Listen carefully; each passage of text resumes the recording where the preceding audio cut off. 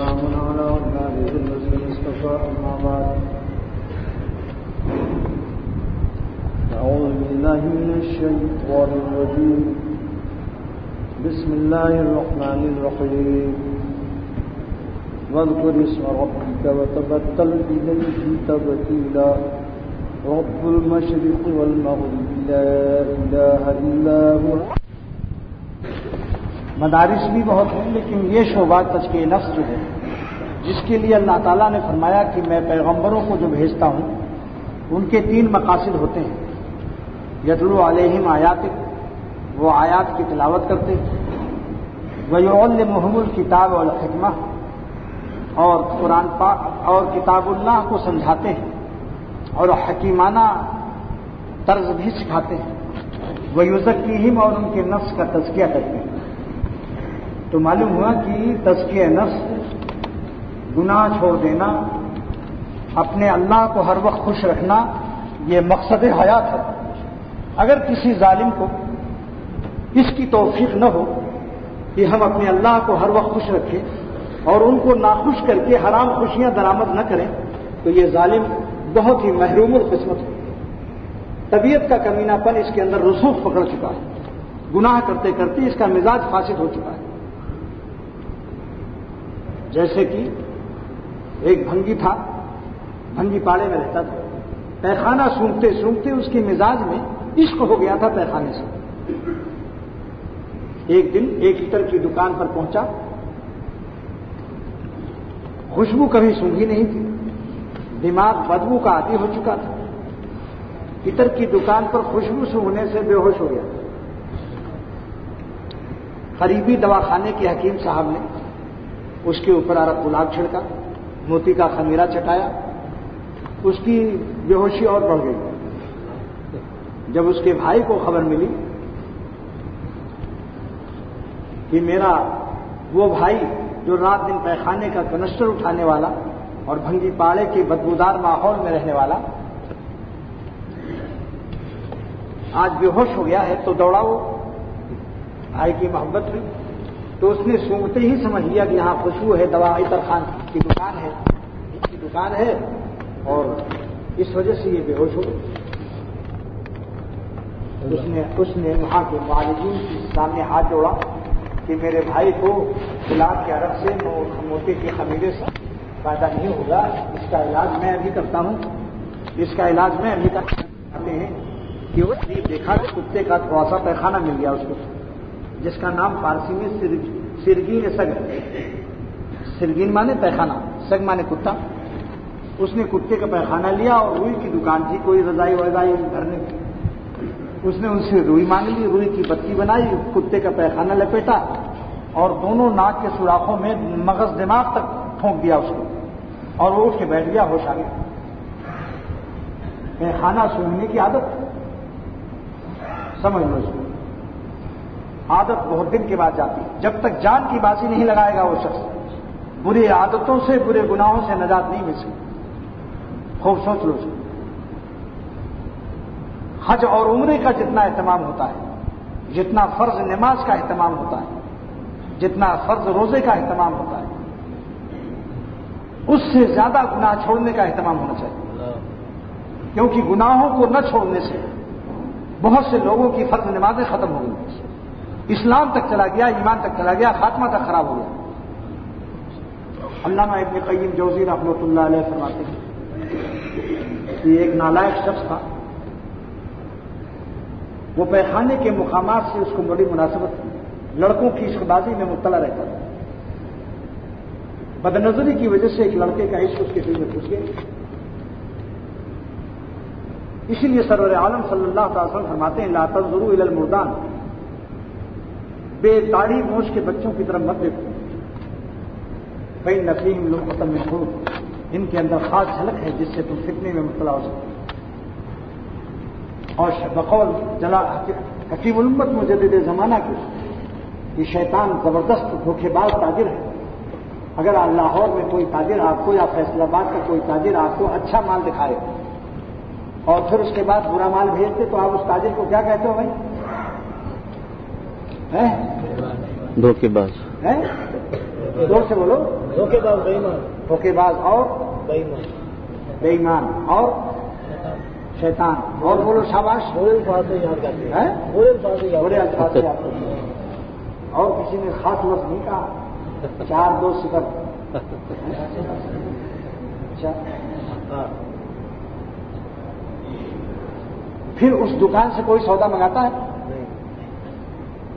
حکیم الامت مجدد زمانہ فرماتے ہیں کہ جو شخص حسینوں کا گال دیکھتا ہے اور حسینوں کی آنکھیں دیکھتا ہے، شیطان جس ملا کو اور جس صوفی کو برباد کرنا چاہتا ہے اور جو اللہ کی طرف چل رہا ہے سالک، اس کو چاہتا نہیں ہے شیطان کے ولی اللہ ہو جائے.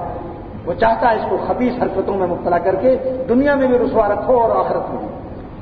اور جس ماحول میں اس کو حضرت حضرت کہا جا رہا ہے، اس سے تعویذیں لی جا رہی ہیں، اس سے جھاڑ پھونک، اس ماحول میں بھی اس کو رسوا کرو. آج کل بڑی عزت پا رہا ہے.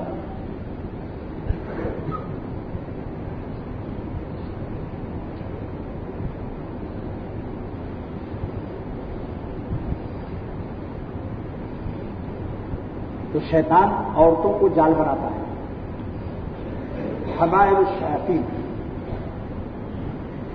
عورتوں کو کبھی دکھا دیتا ہے، کبھی بے داڑھی موچھ کے لڑکوں کو دکھا دیتا ہے، یا چھوٹی چھوٹی داڑھی والوں کو بھی آج کل نہیں چھوڑتے لوگ. اس کی عشق میں مبتلا ہے. مولانا رومی کے زمانے میں تو یہ بات تھی، کیونکہ حضور صلی اللہ علیہ وسلم کا زمانہ قریب تھا، لہذا 2-3 بال بھی جس کے آ جاتے تھے اس کی طرف لوگوں کو رغبت نہیں ہوتی تھی. آج 500 بال نہیں، 1000 بال چھوٹے چھوٹے اور مگر گال کو چمکتا ہوا، ایسے لوگ بھی گناہوں میں مبتلا پائے جا رہے ہیں. اور لوگ مجھ سے خط لکھ رہے ہیں کہ میرے معشوق کی داڑھیاں بھی ہیں مگر تھوڑی تھوڑی ہے، لیکن اس میں اتنا نمک ہے کہ میں اس سے ہائی بلڈ پریشر روحانی میں مبتلا ہو گیا. اگر ڈاکٹر کہتا ہے کہ تم کو ہائی بلڈ پریشر ہے، نمک مت کھاؤ، تو نمک چھوڑ دیتے. لیکن خدا اور رسول کا حکم ہے کہ جن میں نمک ہو ان کو مت دیکھو ورنہ تمہیں روحانی ہائی بلڈ پریشر ہو جائے گا. وہاں کچھ پرواہ نہیں ہے. جان کی پرواہ ہے، ایمان کی پرواہ نہیں.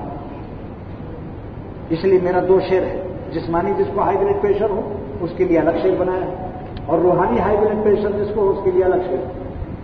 جسمانی والے کا کیا ہے؟ ایک ڈاکٹر میرا مرید ہے عبدالسلام خلیفہ بھی ہے، وہ انہوں نے اس کو لکھ کر ٹانگ دیا. مطلب جس کو جسمانی ہائی بلڈ پریشر ہو اس کے لیے کیا شعر ہے؟ جس غذا میں ہو نمک شامل واجب الاحتیاط ہوتی ہے. بولو بھائی، ہائی بلڈ پریشر والے نمکین غذا کھاتے ہیں؟ نہیں کھاتے. ڈاکٹر منع کرتا ہے نمک مت کھاؤ ورنہ پریشر ہائی ہو جائے گا، فالج ہو جائے گا، ہیمریج ہو جائے گا، ڈرگ پھٹ جائے گی، بے ہوش ہو جاؤ گے، ختم ہو جاؤ گے. جس غذا میں ہو نمک شامل واجب الاحتیاط ہوتی ہے.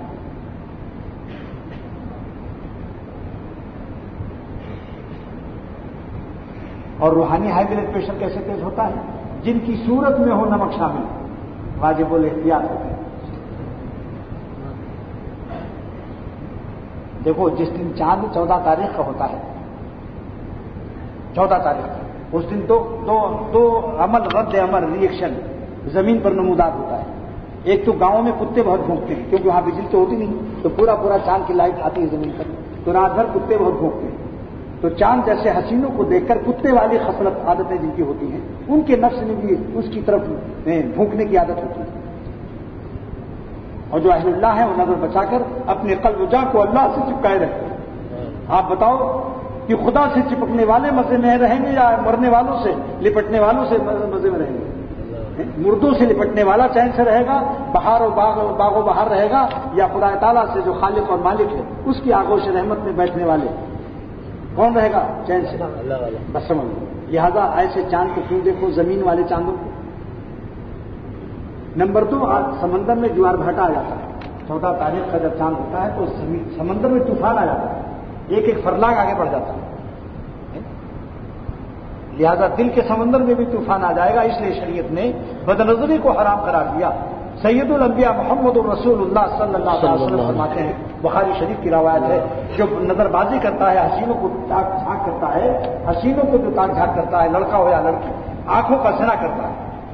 روایت الفاظ نبوت بھی پیش کرتا ہوں برکت کے لیے، تاکہ ہمارے دلوں میں وہ نور نبوت بواسطہ الفاظ نبوت ہمارے دلوں میں اتر جائے.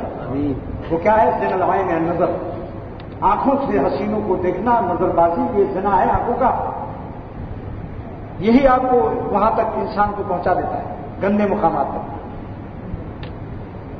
وزن اللسان المنطق، حسین لڑکوں سے گپ شپ لڑانا، ان کو مرنڈا پلانا، اچھی اچھی باتیں کرنا مزے لے لے کر، یا کسی لڑکی سے گپ شپ لڑانا، یا چچی سے، ممانی سے، بھابھی سے، جن سے پردہ شریعت میں واجب ہے، یا 30 سالی سے، یہ ساری چیزیں شریعت نے ان کو حرام کرا دی۔ زن اللسان المنطق، گفتگو کرنا نامحرموں سے، یہ زبان کا زنا ہے۔ آپ دیکھ لو، اچھے اچھے بارش حج عمرہ کرنے والے ذرا سا کوئی نمکین لڑکے پا جائیں گے، اللہ تعالیٰ کو کہاں یاد رکھتے ہیں پھر وہ ظالم، انہیں بیت اللہ اور روضہ مبارک سب بھول جاتا ہے، شیخ کو بھی یاد نہیں کرتے کہ شیخ کہاں ہے۔ مرنے والوں پر مرنے والوں، کب تک اپنی زندگی کو تباہ کرو گے؟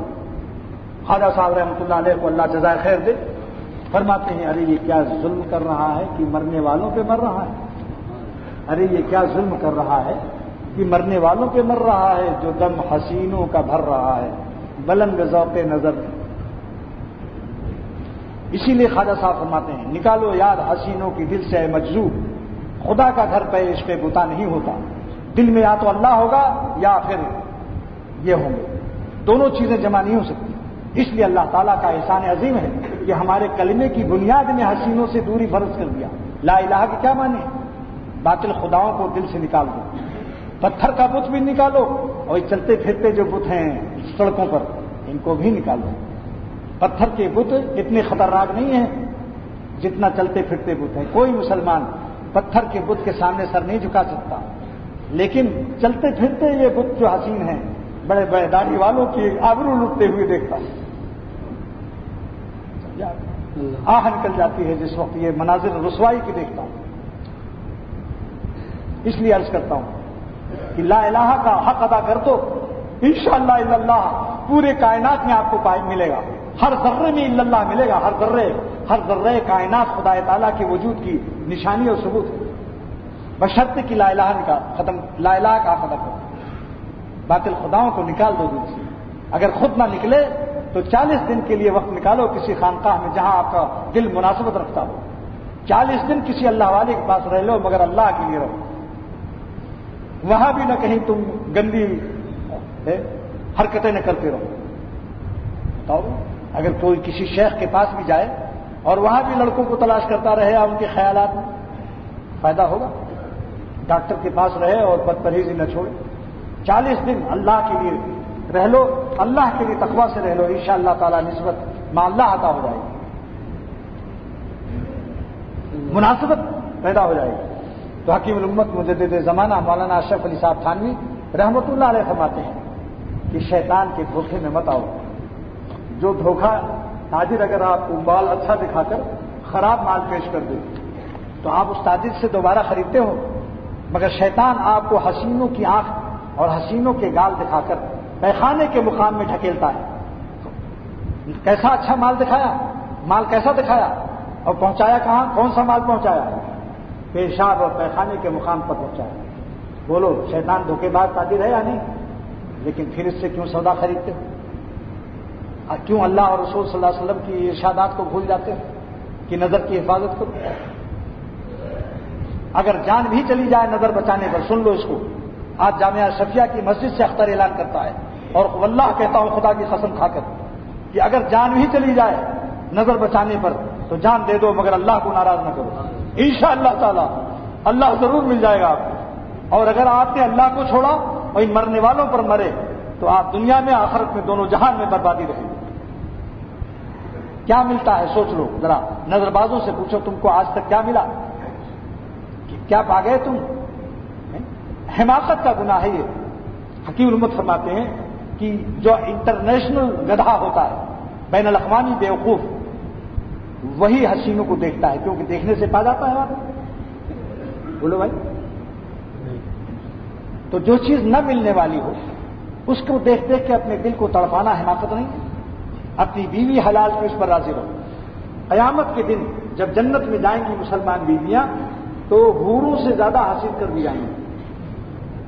تفسیر روح المانی علامہ آلوسی اور سید محمود بغدادی نے تفسیر روح المانی میں لکھا ہے کہ ام سلمہ رضی اللہ تعالیٰ عنہ نے پوچھا کہ یا رسول اللہ صلی اللہ تعالی وسلم، مسلمان بیویاں جنت میں کیا حوریں زیادہ حسین ہوں گی یا مسلمان بیویاں؟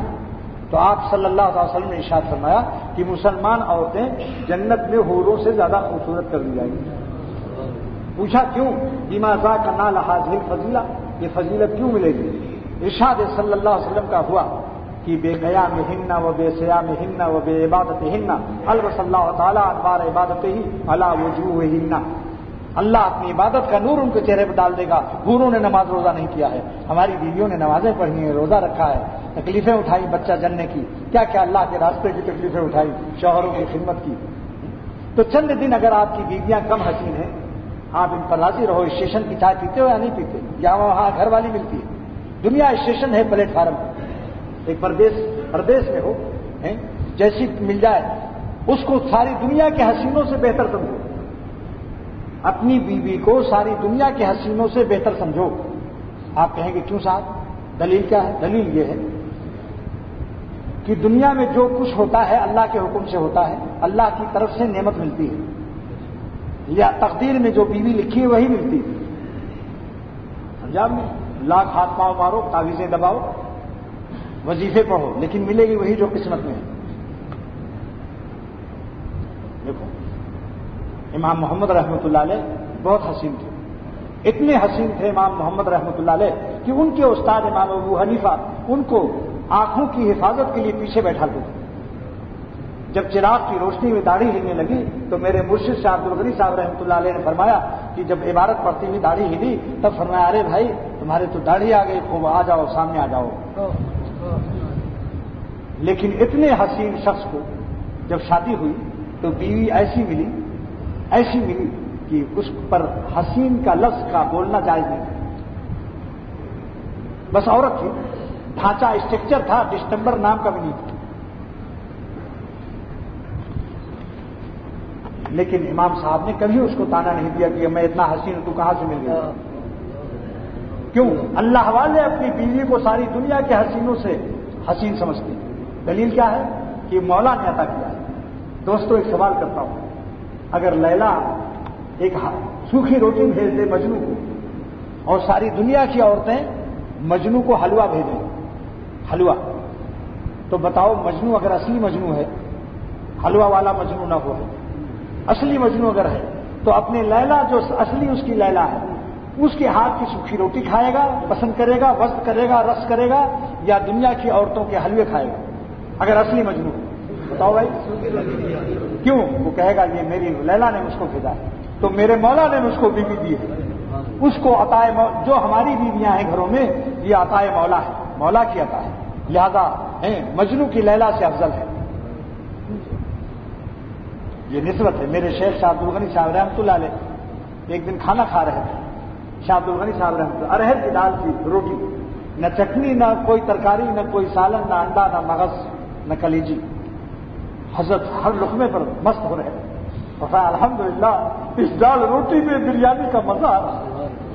میں نے عرض کیا حضرت کیوں؟ فرمایا کہ اللہ تعالیٰ اپنے ہاتھوں سے کھلا رہے ہیں، میرا مولا مجھے اپنے ہاتھوں سے کھلا رہا ہے. یہ رزق ایسی تھوڑی مل جاتی ہے، آسمان سے اترتی ہے. وفی السماء رزقکم وما توعدون. اللہ پاک فرماتے ہیں تمہارا رزق جو زمین پر اترتا ہے یہ آسمانوں سے ہم اتارتے ہیں. پھر فرمایا کہ میرا مولا مجھے کھلا رہا ہے. میں نے کہا آپ تو اپنے ہاتھ سے کھا رہے ہیں، اللہ میاں کہاں کھلا رہے ہیں آپ کو؟ فرمایا میرے ہاتھ میں ان کا ہاتھ چھپا ہوا ہے، اگر ہاتھ پر فالج گر جائے تو یہ ہاتھ منہ تک نہیں آ سکتا. ان کی طاقت اس کے اندر دی ہوئی عطا فرمودہ ہے، اس کے اندر کار فرما ہے جس کی برکت سے ہاتھ میں ہاتھ تک آ رہا ہے. تو اپنی بیویاں جو ہماری ہیں ان کو تمام یہی سمجھو، بلکہ ان کا نام بھی ہے لیلا ہی رکھ دو تو کیا رکھ دو، گھریلو نام، اندر اندر پوشیدہ، سب سے مت بتاتے پھرو. بس ابھی میں فرانس ریونین جزیرہ ہے وہاں حاضر ہوا تو میرا ایک مرید ہے، یعقوب نام ہے اس کا. اس نے کہا کہ میری بیوی کا نام لیلا ہے. میں نے کہا تم نے اپنی بیوی کا یہ نام مجھے کیوں بتایا؟ انہوں نے کہا چونکہ آپ اکثر مجنو لیلا مسنوی معلوم پیش کرتے رہتے ہیں اور قصے سنا کر ہدایت عشق لیلا سے عشق مولا سمجھاتے ہیں، تو اس لیے میں نے بتا دیا. میں نے کہا اچھا سنو، سب دوستوں سے کہا بھائی اپنی اپنی بیویوں کا نام تم بھی لیلا رکھو. کیا ہے جو چاہے ہم رکھ لیں اپنا ایک نام، لیکن دل میں یہ عقیدہ رکھو کہ میری بیوی سے بڑھ کر سڑکوں والی اور ساری دنیا کی لندن کی نعمتیں کوئی نہیں ہے اس کے مقابلے میں، کیونکہ اللہ تعالیٰ نے ہم کو عطا فرمایا اس نسبت کو مولا کی بیوی، اسے حقیر مت سمجھو، اسے جھڑکو مت۔ جنہوں نے اپنی بیویوں کی تکلیف اور مزاج کی کڑواہٹ کو برداشت کر لیا، بہت بڑے ولی اللہ نے ان کو بنا دیا۔ آپ سے میں ایک سوال کرتا ہوں، اگر آپ کی بیٹی مزاج کی کڑوی ہو اور غصہ بھی ہو اور حسن میں بھی کمتر ہو اور داماد حسین بھی ہو، بڑا اچھا اخلاق والا ہو، اور آپ کی بیٹی کو ڈنڈے نہ لگاتا ہوں، اس کی کڑوی باتوں کو برداشت کرتا ہوں، تو آپ خوش ہوتے ہیں ابا کی نسبت سے یا نہیں؟ بولو بھائی، ہے کوئی اس میں ایسا کہ جو کہتے کہ ہماری نزدیک کوئی اہم بات نہیں؟ آپ ہر طرف تعریف کریں گے اپنے داماد کی کہ میرا داماد بہت شریف ہے، میری بیٹی حسن میں بھی کمتر اور زبان کی بھی تیز کڑوی، لیکن میرا داماد فرشتہ ہے، فرشتہ۔ تو جس طرح ابا خوش ہو کر اسے خوب دیتا ہے اس داماد کو، ربا، ابا کا تو حال سنا، اب ربا کا سنو۔ ربا بھی اپنے ایسے بندوں کو اپنی ولایت اور دوستی کا اعلیٰ مقام دیتا ہے جو ان کی بندیوں کے ساتھ اچھے اخلاق سے پیش آتا ہے۔ مظہر جان جانا رحمۃ اللہ علیہ کو میرے شیخ شاہ عبد الغنی صاحب رحمۃ اللہ علیہ نے فرمایا، اعظم گڑھ پھول پور میں رہتا تھا حضرت کے ساتھ، الحمدللہ کیا 16 سال سے میرے شیخ کے ساتھ رہنے کی اللہ تعالیٰ نے سعادت دی۔ حضرت نے فرمایا کہ مظہر جان جانا رحمۃ اللہ علیہ دہلی کے بزرگ ہیں، ایک دن آسمان سے ان کے دل میں الہام ہوا کہ دہلی کے اندر ایک عورت ہے، نمازن ہے، قرآن کی تلاوت کرتی ہے قرآن پاک کی، مگر مزاج کی کڑوی ہے، آپ اس سے شادی کر لو کیونکہ آپ کا مزاج بہت نازک ہے، لہذا اس کا پھر وہ ہو جائے گا اعتدال۔ نازک اتنے تھے کہ بادشاہ نے ایک پیالہ پانی پیا اور ترچھا رکھ دیا تو سر میں درد ہو گیا، اتنے نازک تھے۔ دلی کی جامع مسجد جا رہے ہیں، راستے میں چرپائی ٹیڑھی ہے، سر میں درد، رضائی اوڑھی، دھاگا ٹیڑھا ہے، سر میں درد، اور بیوی صاحبہ ایسی ٹیڑھی ملی، ہر وقت کڑوی تھوڑی بات سنا رہے ہیں، اور وہ مسلمان اللہ نے دیا ہے میرا درجہ بلند کرنے کے۔ ایک قابلی طالب علم نے دیکھ کر ہی گیا، اچانک نظر پڑ گئی کسی طرح سے، تو جا کے رونے لگا، کہا اور کڑوی باتیں اس نے کہہ دی کچھ، تو اس نے کہا حضرت آپ نے ایسی کڑوی مزاج اور ایسی کڑوی بیوی کیسے کیوں شادی کیا؟ نہ تو دیکھو مظہر جان جانا کا اللہ نے اسی بیوی کی کڑوی باتوں کو برداشت کرنے کے سبب میں مظہر جان جانا کو سارے عالم میں میرے اللہ نے میرا ڈنکا پکڑا، آج جو عزت ہے اس کی وجہ سے۔ حضرت شاہ ابو الحسن خرقانی رحمۃ اللہ علیہ 1000 میل سے خراسان کا رہنے والے پہنچا، اس نے کہا حضرت کہاں ہے؟ بیوی نے کہا حضرت کون سے حضرت؟ بڑے حضرت ہیں، وہ چھوٹے حضرت نہیں ہیں، آج کل کہتے ہیں بڑے حضرت ہیں، ہوشیار رہنا ہوتا ہے۔ اس نے کہا کیا گستاخی کرتی ہو؟ کہا تو کیا جانے، رات دن تو میں ساتھ رہوں۔ بڑا مایوس ہوا، لوگ محلے والوں سے پوچھا، ان کا دیکھو بیوی ان کی بدمزاج ہے اور وہ کڑوی بات کرتی ہے، اس کے چکر میں بتانا، بہت بڑے ولی اللہ، جاؤ جنگل میں وہ آ رہے ہوں گے، ان سے ملو۔ وہ روتا ہوا جنگل کی طرف گیا تو دیکھا شیخ ابو الحسن خرقانی رحمۃ اللہ علیہ شیر پر بیٹھے ہوئے آ رہے اور لکڑی کا گٹھر گھر میں آٹا روٹی پکانے کے لیے اس کے پیش پر لادے ہوئے، اور سانپ کا کوڑا، اگر کسی اردو ڈائجسٹ میں ہوتا تو میں اس کو نہ پیش کرتا مسجد میں، لیکن جلال الدین مناظری جیسا شخص، بین الاقوامی محبوب الاولیاء اور محبوب العلماء والمشائخ، انہوں نے اس قصے کو لکھا ہے مسنوی میں کہ وہ اس پر چلے آ رہے ہیں۔ جن کو دیکھتے ہی سمجھ گئے کہ میری بیوی سے مل کے وہاں سے خبر لے کر آ رہا ہے، چہرہ لٹکا ہوا غمگین کا، بڑا غم مت کرو، میری بیوی ہی کی برکت سے اللہ نے یہ ہم کو ایک کرامت دی کہ میں شیر کی سواری کر رہا ہوں۔ اس کے بعد جو اس مضمون کو مولانا رومی نے جس انداز سے بیان کیا اس کو پیش کرتا ہوں، مگر انداز وہ ہوگا جس انداز سے شاہ عبد الغنی صاحب رحمۃ اللہ علیہ نے اس کو سنایا تھا۔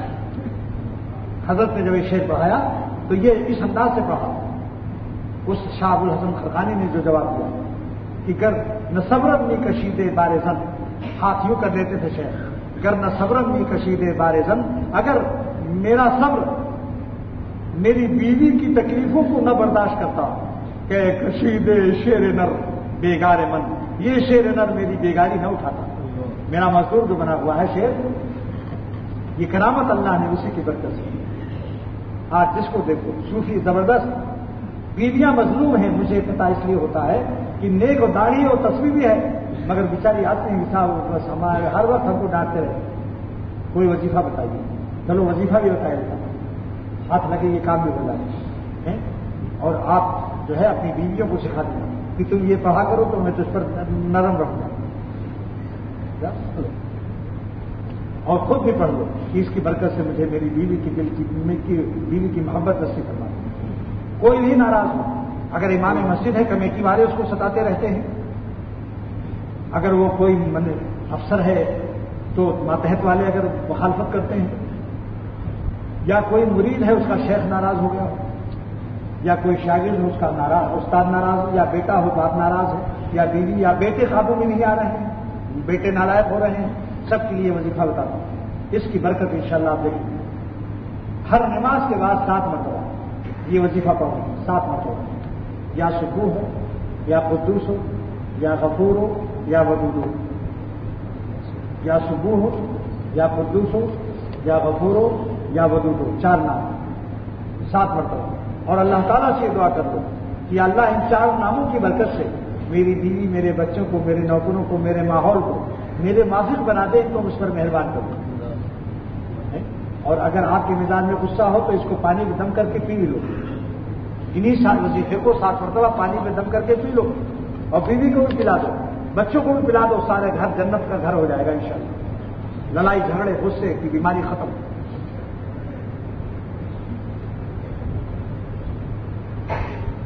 جب میں خط لکھتا ہوں اپنے شیخ کو شاہ الحق صاحب برکاتہ کو، تو 3 مرتبہ یہ وظیفہ پڑھ کے دم کر دیتا ہوں کہ حضرت کو میرے ہر الفاظ سے محبت معلوم ہو، کسی لفظ سے کسی غلطی سے کوئی تکبر نہ ہو، اور سامنے بھی پڑھتا رہتا تاکہ شیخ مجھ پر مہربان ہو۔ اللہ والوں کی محبت لینا معمولی نعمت ہے، تو بعض لوگ اس کو بہت ہنستے ہیں کہ اچھا حضرت کا بتایا ہوا وظیفہ حضرت ہی پر استعمال کر رہے ہیں۔ میں نے کہا تو یہ کوئی گناہ کر رہا ہوں؟ اپنے شیخ کو اپنے اوپر مہربان کرنے کا وظیفہ پڑھ رہا ہوں، تو بتاؤ یہ عبادت ہے یا نہیں؟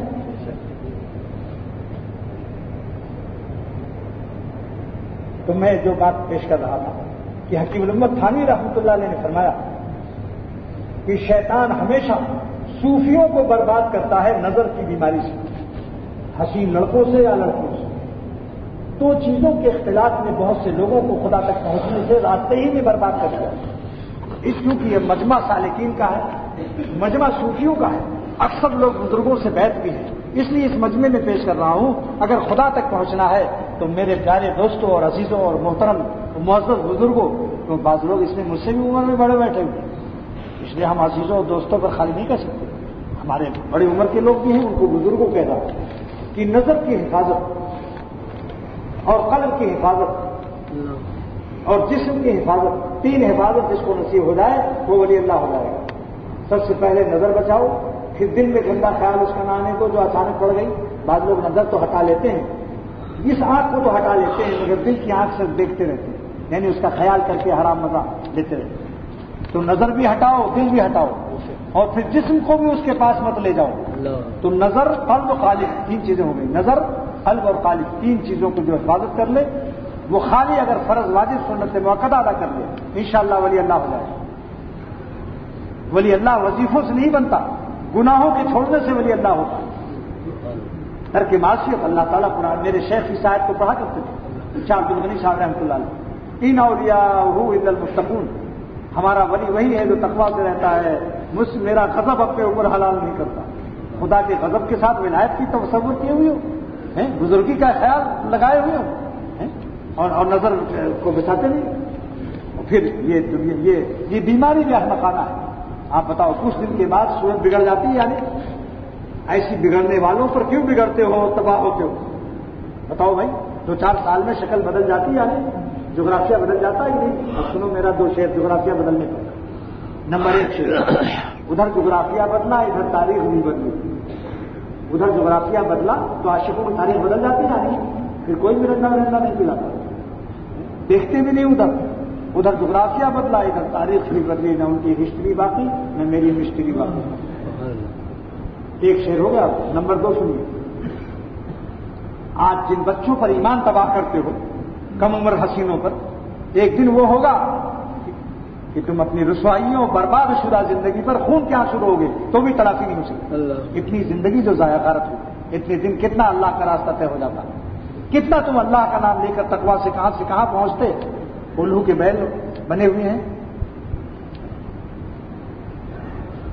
لہذا سنو اس پر شعر،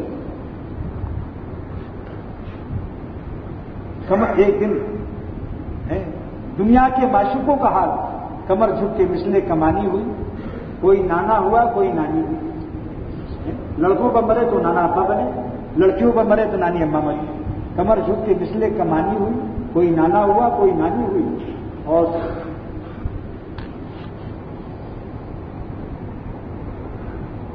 اور بالوں پہ غالب سفیدی ہوئی، سیاہ بال سفید ہو گئے، بالوں پہ غالب سفیدی ہوئی، کوئی دادا ہوا کوئی دادی ہوئی۔ ایسے میری کتاب ہے کہ روح کی بیماریاں ان کا علاج،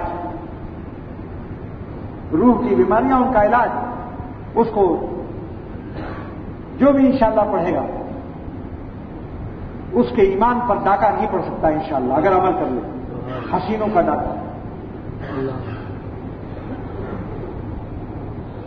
بہت سے عاشقوں کو دیکھا ہے برباد ہوتے ہوئے، اس زندگی میں میں نے بڑے تجربے حاصل کیے، پیچھے پیچھے مرنے والے، ایمان اور سفید داڑھی کے آبرو ضائع کرنے والے، جب داڑھی کھچڑی ہو گئی معشوق صاحب، کچھ سفید کچھ سیاہ، تو وہاں سے بھگے۔ کب تک بھاگتے رہو گے؟ خبر میں اترنے کے بعد آنکھیں کھلیں گی، مرنے کے بعد آنکھیں کھلیں تو کیا کھلیں؟ پھر تو عذاب اور عمل کا وقت ختم ہو۔ لہذا جب بال سفید اور کالے ہو جائیں گے اس وقت کا شعر میرا سنیے، ان کے چہرے پہ کھچڑی داڑھی کا، سنو بھائی غور سے، ان کے چہرے پہ کھچڑی داڑھی کا ایک دن تم تماشا دیکھو گے، ان کے چہرے پہ کھچڑی داڑھی کا ایک دن تم تماشا دیکھو گے، میر اس دن جنازہ الفت کا اپنے ہاتھوں سے دفن کر دو گے۔ واللہ کہتا ہوں کہ کتنے صوفیوں کو انہی حسن کے چکر نے غارت کر دیا۔ حکیم الامت کو کیا سمجھتے ہیں آپ؟ تقویٰ تھا یا نہیں؟ ایک طالب علم کو مولانا شبیر علی مرحوم نے بھیجا کہ جاؤ بڑے ابا سے پوچھ کے آؤ، حضرت باوضو تفسیر بیان قرآن لکھ رہے ہیں، فوراً نیچے اتر آئے، خلوت نہیں کی اس لڑکے کے ساتھ، تنہائی نہیں کی، اور فرمایا مولوی شبیر علی میری تنہائیوں میں بے داڑھی موچھ کے لڑکوں کو مت بھیجا کرو، اور یہ بھی فرمایا جو مجھ کو حکیم الامت سمجھتے ہیں سبق لے لیں، اپنے ایمان پر بھروسہ کرنے والوں کا حشر میں دیکھ چکا ہوں، جنہوں نے اپنی تقویٰ اور اپنی سفید داڑھی کو سمجھا ہے، اور آہوزاری، بعض لوگ روتے بہت ہیں دعاؤں میں لیکن رونے کے بعد منہ کالا کرتے ہیں۔ اس لیے مولانا رومی رحمۃ اللہ علیہ فرماتے ہیں کہ اگر یہ نفس ظالم گرب گریت ورب نالت زار زار، اگر تمہارا نفس بہت روئے، سار سار نالا کرے، گرب گریت ورب نالت زار زار، اون خواہد شد مسلمان ہوشدار، نفس کبھی مسلمان نہیں ہوگا، یاد کرو یہ نفس دشمن ہے، نفس فرعون کی سے رشم کن، نفس کی مزاج فرعون جیسی ہے، اگر تم نے اس کو گناہوں کا مزہ چکھایا تو تمہیں اور گناہ گار بنائے گا، اور تمہیں تمہارے یعنی اسپیڈ اور تمہاری رفتار معصیت کو تیز کر دے گا۔ ایسے لوگ بھی نظر آئے کہ سجدے میں روئے اور رونے کے بعد منہ کالا کیا گناہوں سے، کیونکہ بے فکری ہو گئی، جب روئے تو سمجھا اب تو میں فرشتہ ہو گیا۔ خواجہ صاحب کی خبر کو اللہ تعالیٰ نور سے بھر دے، خواجہ عزیز الحسن مجذوب نے حق ادا کر دیا، شیخ تھانوی پر فدا ہوئی اور پرچہ بھیجا تھانہ بھون کے اندر، نہیں کچھ اور خواہش آپ کے در پر میں لایا ہوں، مٹا دیجئے میں مٹنے ہی کو آیا ہوں۔ خواجہ صاحب نے ایک دفعہ زیادہ بولتے تھے، عشق جو ہے عشق وہ زیادہ اپنے معشوق سے بولنا چاہتا ہے، خواجہ صاحب بہت زیادہ بات کرتے تھے محبت کی وجہ سے۔ حضرت نے فرمایا خواجہ صاحب آپ بہت باتیں کرتے ہیں، 40 دن تک بات بند کیجیے اور جائیے خانقاہ سے باہر کہیں۔ خواجہ صاحب خانقاہ سے نکل گئے، فٹ پاتھ پر بستر لگا دیا، کار کھڑی ہے، ڈپٹی کلکٹر چپراسی بھی ہے، اور اس زمانے کا شاندار ڈپٹی کلکٹر کا بستر لگا ہوا ہے، اور ایک شعر گنگنا رہے ہیں، ایک شعر، اور حضرت کو بھیج دیا۔ وہ شعر کیا تھا؟ ادھر وہ در نہ کھولیں گے ادھر میں در نہ چھوڑوں گا، ادھر وہ در نہ کھولیں گے، تو نکال دیا تھا حضرت نے 40 روپے، ادھر وہ در نہ کھولیں گے ادھر میں در نہ چھوڑوں گا، حکومت اپنی اپنی ہے، کہیں ان کی کہیں میری۔ بھگانے کی حکومت ان کی ہے، نہ بھاگنے کی ہماری۔ عاشق اس کو کہتے ہیں۔ آج کل کیا پیری مریدی، ایک ڈانٹ لگایا ایک صاحب کو، ارے ہمیں بہت سے اللہ والے مل جائیں گے، چھوڑیے میں نہیں آپ کو مانتا۔ ایسے مرید بھی ملتے ہیں کہ اللہ والے آپ ہی ہیں، خالی بہت سے ہیں، یہ مرید ہیں، ایک ڈانٹ میں بھاگے۔ یہ تھے خواجہ صاحب، مگر خواجہ صاحب نے کس قدر نظر کی حفاظت کی، کہاں سے کہاں پہنچے کہ علماء کے شیخ ہوئے۔ مصر نے جب اپنی ترمیز کی اور ولی اللہ بن گئے صاحب نسبت، تو مولانا ابرار الحق صاحب دامت برکاتہ کے شیخ ہوئے، انگریزی دام یہ ملتا ہے صحبت سے، جس کو خواجہ صاحب نے حکیم الامت سے جب نسبت عطا ہو گئی اور اللہ کے ولی بن چکے، اللہ والے بن گئے، نسبت عطا ہو گئی، تو حکیم الامت سے عرض کیا کہ تو نے مجھ کو کیا سے کیا شوق فراواں کر دیا، پہلے جا پھر جانے جا پھر جانے جانا کر دیا۔ خواجہ صاحب نے جونپور میں پوچھا کہ حضرت جب اللہ تعالیٰ کسی کو اپنی نسبت عطا کرتے ہیں، ولی اللہ بنا لیتے ہیں، دل میں آ جاتے ہیں، تو کیا اس کو پتہ چل جاتا ہے کہ اللہ مجھے مل گیا، آج میں صاحب نسبت ہو گیا، دل میں خدا آ گیا، کیا پتہ چل جاتا ہے؟ فرمایا کہ جی ہاں۔ حکیم الامت نے جواب دیا خواجہ عزیز الحسن مزدور کو، جی ہاں، جب اللہ تعالیٰ نسبت عطا کرتا ہے تو پتہ چل جاتا ہے۔ عرض کیا کیسے پتہ چلتا ہے؟ فرمایا جب آپ بالغ ہوئے تھے تو آپ کو نہیں پتہ چلا تھا کہ میں بالغ ہو گیا؟ یا دوستوں سے پوچھا تھا بتانا یارو ہم بالغ ہو یا نہیں؟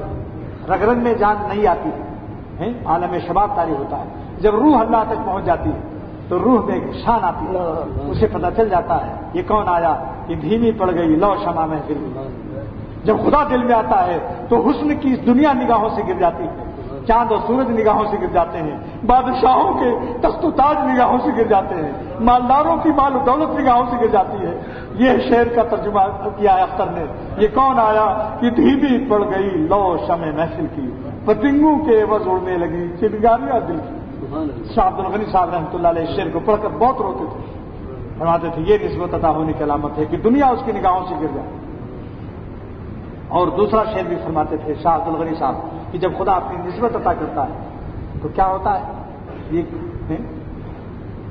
بس ایک بجلی سے پہلے کوندی پھر اس کے آگے خبر نہیں، بس ایک بجلی سے پہلے کوندی پھر اس کے آگے خبر نہیں ہے، مگر جو پہلو کو دیکھتا ہوں تو دل نہیں ہے جگر نہیں۔ جب اللہ دل میں آتا ہے تو اپنا دل بھی نہیں معلوم ہوتا کہاں ہے، دل کہاں ہے، نہ دل ماند نہ تن ماند نہ عالم۔ ارے یہ عالم نگاہوں سے گر جاتا ہے، اپنا کیا ہوش رہے گا۔ کیا پیارا شعر خواجہ صاحب نے فرمایا۔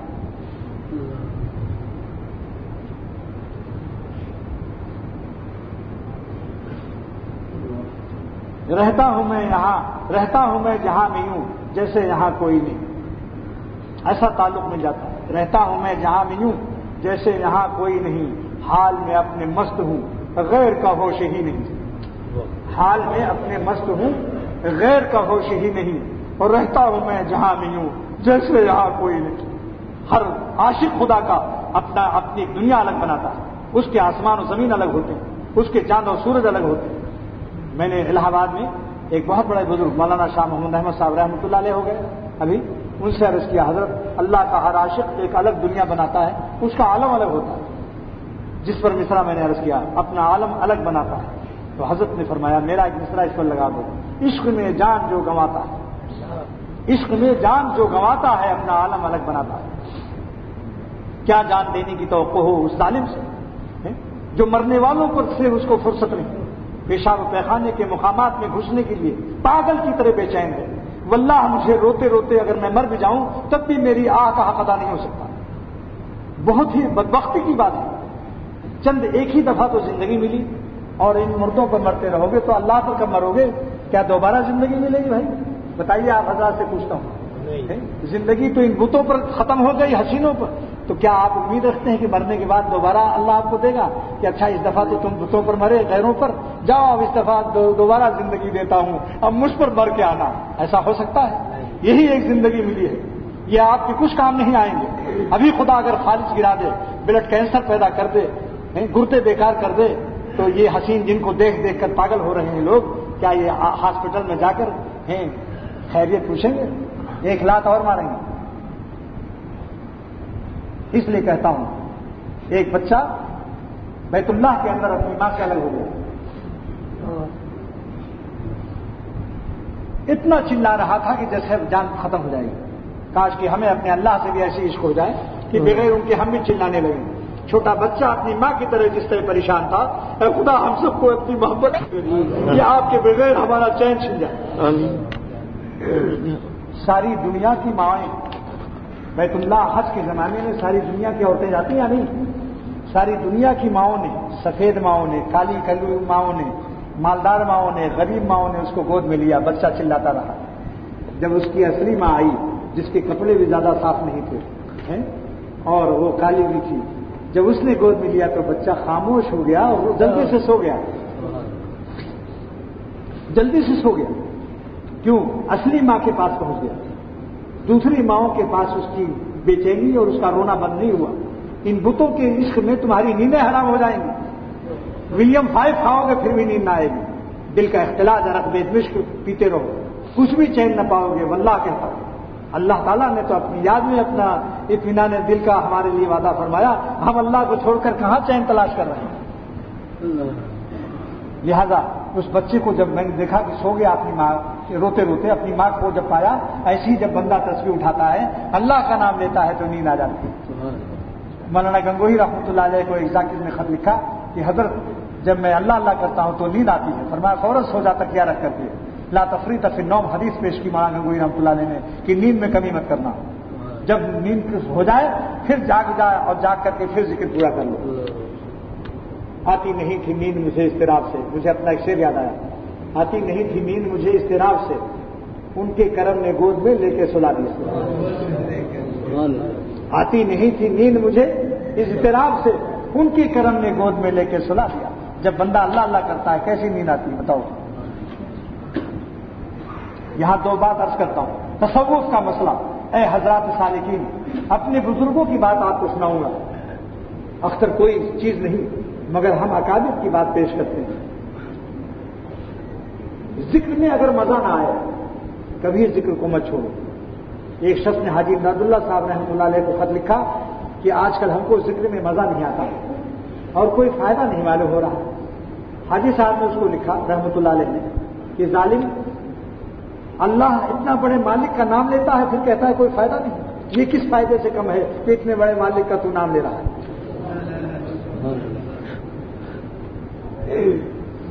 اور بزرگوں نے فرمایا کہ مزہ آئے نہ آئے ذکر کو پورا کرو.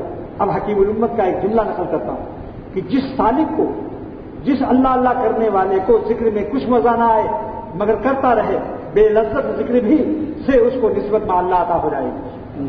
الفاظ حضرت کی یہ کہ ذکر بے لذت پر مداومت سے, ذکر بے لذت پر مداومت سے دل کو نسبت میں اللہ عطا ہو جاتی ہے اور قلب کو صحت نصیب ہو جاتی ہے. یعنی دل بیمار چنگا بھلا ہو جاتا ہے, تندرست ہو جاتا ہے. مزہ آئے نہ آئے, کیونکہ اگر مزہ آیا آپ نے اللہ کا نام لے دیا اور مزہ نہیں آیا اللہ کا نام چھوڑ دیا تو آپ مزے کے غلام ہیں یا خدا کے؟ بتاؤ بھائی, عبد اللطف ہو یا عبد اللطیف ہو؟ وہ لطف کے بندے. یہ بہت بری خطرناک شیطان کی سازش ہے کہ یہ پٹی پڑھاتا آج مزہ نہیں آ رہا جانے. ہم اللہ کا نام پورا کر لیں جو تسبیح ہمارے بزرگوں نے ہم کو بتایا. بیمار ہو آدھا ہی پڑھ لو مگر کچھ تو کر لو. ناغا مت کرو. جو ناغا کرتا ہے فاقہ کرتا ہے, مگر اس ظالم سے کہہ دو کہ آج ذکر نہیں کیا تو فاقہ کر لو. روٹی نہیں چھوڑے گا مگر روٹی دینے والے کا نام چھوڑ دیتا. بھائی دکان میں ہو جائے. سفر میں بھی تھوڑا بہت اللہ کا نام تو ایسا ہے کہ ہر وقت لیتے ہی رہو, مگر اتنا نام بھی نہ لو کہ دماغ پاگل ہو جائے. مربی سے مشورہ کرتے رہو. ایک صاحب نے ہر وقت نام لینا شروع کیا اور رات بھر جاگنے لگے, 2-3 گھنٹہ سونے لگے. لو بلڈ پریشر ہو گئے, چکر آنے لگے.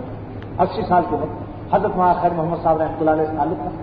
ان کے انتقال کے بعد اختر سے رجوع ہوئے مجھ سے. میں نے کہا بھائی دیکھیے, آپ جب تک شیخ کے مشورے سے آپ ذکر کو ملتوی کرتے ہیں تھوڑا سا کریں اور خوب سوئیں 6 گھنٹہ, کیونکہ آپ بیمار ہو جائیں گے, بھٹھے ہو چکے ہو. اگر شیخ کی بات ماننی ہے تو مجھ سے تعلق رکھو ورنہ دوسرا کوئی تلاش کرو. کہنے کہ نہیں بالکل مانوں گا بات. میں نے کہا تہجد عشاء کی فرض کے بعد 2 سنت پڑھ کر وتر سے پہلے 2 رکعت پڑھو. وتر سے پہلے 2 رکعت پڑھ لے گا, قیامت کے دن تہجد گزاروں میں اٹھایا جائے گا. 4 فرض 2 سنت عشاء کی پڑھ لیجیے, 17 रकात इस जमाने में मत बताओ किसी को। बहुत से कॉलेज के लड़कों ने 17 सुनकर छोड़ ही दिया ऐसा। 4 फर्ज 2 सुन्नत 3 वितर पढ़ने से पास हो जाओगे। और अगर 3 वितर से 2 रकात पहले, वितर से पहले 2 पढ़ लिया, अगर भूल गए तो बाद में भी पढ़ सकते हैं, लेकिन अफजल यही है वितर से पहले 2 रकात तहज्जुद की नियत से, हाजत की नियत से, तौबा की नियत से। 3 नियत, तौबा, हाजत, सलात हाजत, सलात तौबा, सलात तहज्जुद, 3 नियत करनी। तौबा करके अल्लाह से माफी मांग लिया, हाजत से कह दिया खुदा सबसे बड़ी हाजत है कि आप हमें मिल जाए, हम आपसे दूर होकर यतीम बने हुए। और तहज्जुद पढ़कर दुआ कर दीजिए कि खुदा मेरी यही 2 रकात तहज्जुद बना दी। इमदादुल फतावा में हकीम उम्मत ने, अल्लामा शामी ने, फिका शामी ने, हक और हकीम उम्मत रहमतुल्लाह लिखा है, जो 2 रकात वितर से पहले पढ़ लेगा, 2 4 रकात 6 रकात जितनी भी तौफीक हो, क़यामत के दिन तहज्जुद गुजार उठाया जाएगा। शामी ने दलील बाकायदा की है, फिका शामी जो सबसे बड़ी फिका है, मुझे सब याद है लेकिन इस वक्त मैं दलील का मौका नहीं मिला। और उसके बाद 6 घंटे सो, और चलते फिरते भी थोड़ा बहुत थोड़ी देर या अल्लाह या रहमान या रहीम पढ़ लो, 3 मिनट 2 मिनट। हर वक्त जिक्र मत करो, क्योंकि आपके दिमाग में खुश्की बढ़ गई। 1 हफ्ते के बाद कहने लगे लो ब्लड प्रेशर खत्म हो गया, चक्कर जो आ रहा था चक्कर भी ठीक हो गया, सेहत बिल्कुल ठीक हो गई, और पहले से ज्यादा कल्ब अल्लाह से करीब मालूम होगा। क्योंकि भाई देखो, कोई अब्बा अपने बच्चे से इतनी खिदमत ले सकता है कि बच्चे को चक्कर आए, उसका लो ब्लड प्रेशर हो जाए, बाप की रहमत चाहेगी इसको कि बेटा मुझे इतना याद करे, मेरी इतनी खिदमत करे कि बीमार हो जाए। अल्लाह ताला रहमुर राहिमीन होकर अपने बंदों से कब इतनी खिदमत और इबादत ले को कबूल कर सकते हैं कि जो कि बीमार हो जाए? जायज नहीं, जायज इसलिए उनको बोध हो रहा था, दूरी हो रही थी, बजाय हुजूरी मिलने के ज्यादा इबादत से उनकी दूरी बढ़ रही थी। इसलिए शेख की जरूरत है। शेख का अगर इंतकाल हो जाए तो दूसरा शेख फौरन कर लो और खत किताबत से हालात के बताते रहो। एक साहब ने कहा कि मैं तो कब्र पर जाता हूं और शेख का सारा फैज मिल जाता है।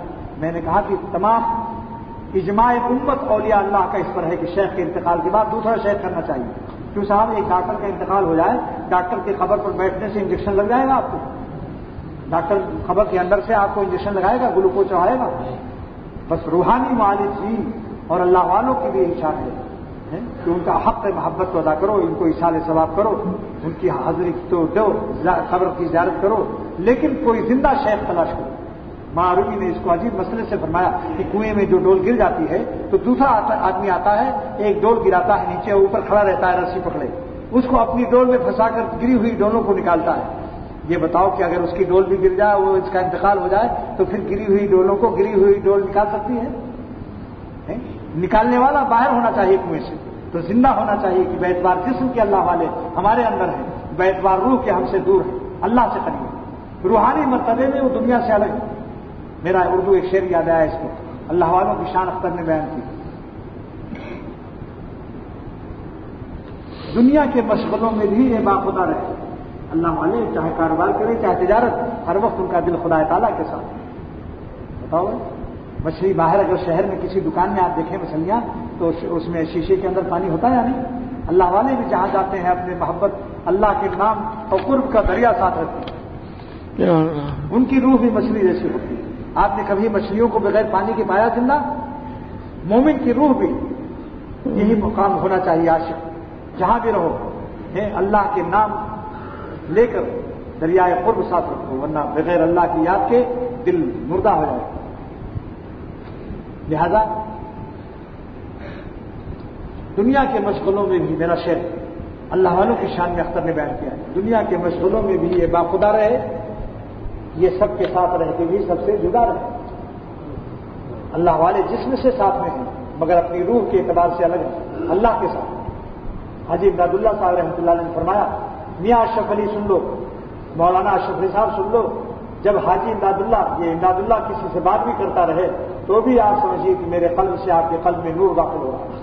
क्योंकि इमदादुल्लाह अगरचे मखलूक के साथ बात करता है मगर खालिक दिल मेरा अपने खालिक के साथ वाबस्ता रहता है, मेरा दिल खुदा से दूर नहीं होता।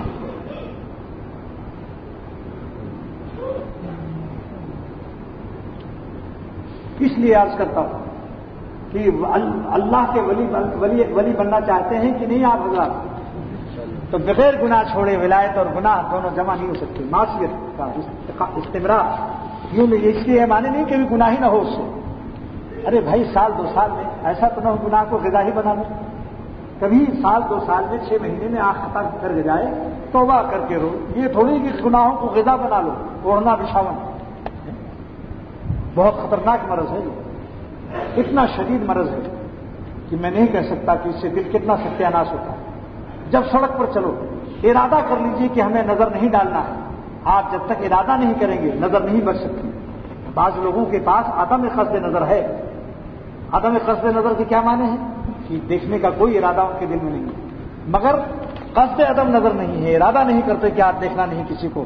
آج کیا ہمیشہ بھی جب موٹر پر بیٹھیے سڑکوں پر جائیے ارادہ کر لیجئے کہ اللہ آپ کے سوا کسی حسین کو نہیں دیکھنا ہے. آپ کا غضب شیطان و نفس کی دشمنوں کی وجہ سے میں خرید نہیں سکتا. اصغر گونڈوی رحمۃ اللہ علیہ نے کتنا عمدہ شعر فرمایا کہ خدا کب ملتا ہے؟ جب دنیا کے چاند کو چھوڑو گے تو اللہ کا چاند مل جائے گا. کتنا پیارا شعر کہا. ہم نے لیا ہے درد دل کھو کے بہار زندگی. اللہ کی محبت کا درد کب ملتا ہے؟ جب دنیاوی فانی بہاروں کو چھوڑ دو, خاص کر جو ناجائز بہار ہے. ہم نے لیا ہے درد دل کھو کے بہار زندگی. ایک گلے تر کے واسطے میں نے چمن لٹا دیا. ایک گلے تر کے واسطے. آسمان کی طرف نظر ہے. اللہ کیا ہے؟ ایک گلے تر کے واسطے میں نے چمن لٹا دیا. توڑ ڈالے مہو خورشید ہزاروں ہم نے. توڑ ڈالے مہو خورشید ہزاروں ہم نے. تب کہیں جا کے دکھایا رخ زیبا تمہیں. اللہ ایسے نہیں ملتا. سمجھ لو. ایک پیاسا دریا کے کنارے پیاس سے مر رہا تھا. دریا کے کنارے دیوار کھڑی تھی. کسی بزرگ سے مشورہ لیا کہ میں پانی تک پہنچنا چاہتا ہوں. بزرگ نے کہا یہ دیوار جو تیرے اور تیرے دریا کے درمیان میں حائل ہے, اس دیوار کو تو گرا. اس نے ایک اینٹا گرایا, دریا میں گری اینٹ تو جھم سے آواز آئی. مست ہو گیا. واہ واہ اسکجا میں آئے دی آواز دوست. تو جو نفس کو گرانا شروع کرتا ہے ہر اینٹ کے گرنے سے قرب بڑھتا رہتا ہے اور دریائے قرب سے آواز آتی رہتی ہے کہ اللہ قریب ہوتا جا رہا ہے, میں اس سے قریب ہوتا جا رہا ہوں. نکھرتا آ رہا ہے رنگ گلشن خسو خاشاک جلتے جا رہے ہیں. نکھرتا آ رہا ہے رنگ گلشن خسو خاشاک جلتے جا رہے ہیں. مولوی فرماتے ہیں جس دن دیوار گر جائے گی یہ پیاسا دریا میں جھم سے کود جائے گا, خوب پیے گا, خوب نہائے گا, مست ہو جائے گا. بس یہ دیوار قرب میشوت. نفس کا دیوار جب تک نہیں ہم گرائیں گے اللہ نہیں مل سکتا. فصل ہو درمان وصل میشوت. نفس کا جدائی اللہ کی ملاقات. بس یہی نفس تو ظالم دور کیے ہوئے ہیں, مگر تم پکڑے ہوئے لوگ جو ہیں ان پر روتا ہوں. ہم ہو یا آپ جنہوں نے نفس کے دم کو ایسا مضبوط پکڑا ہے کہ شیخ رو رو کے مر جائے مگر مجال نہیں وہ اس دم کو چھوڑ دیں. اللہ کی توفیق کا سہارا ہے. خدا تعالیٰ توفیق دے ہم کو اور آپ سب کو کہ ہم نے اس نفس دشمن کا دم چھوڑ دیں اور جان کی بازی لگا کر آپ کو راضی کر دیں. انشاءاللہ اگر آپ نے حرام خوشیوں کو چھوڑ دیا تو واللہ قسم کھا کر جامعہ شفیہ کی مسجد سے اعلان کرتا ہوں اپنے بزرگوں کے اقوال کی روشنی میں کہاں سے کیا ہوں کچھ نہیں, کہ جس نے حرام خوشیوں کو چھوڑ دیا اللہ تعالیٰ اس کو اپنی محبت کی خوشیاں, اپنے قرب کی خوشیاں, اپنے تعلق میں اللہ کی دولت سے اسے وہ خوشی دیتا ہے کہ بادشاہوں کو اس کی خبر نہیں. دنیا رومانٹک فلم دیکھنے والے ناچنے گانے والوں کو اس کی خبر نہیں. مالداروں کو اس کی خبر نہیں. بادشاہوں کو اس لذت کی خبر نہیں. حافظ شیرازی رحمۃ اللہ علیہ فرماتے ہیں کہ جب میں اللہ کا نام لے کر مست ہوتا ہوں تو ایران کی 2 سلطنت طاؤس و قے کو ایک جو کے بدلے میں خریدنے کے لیے تیار نہیں.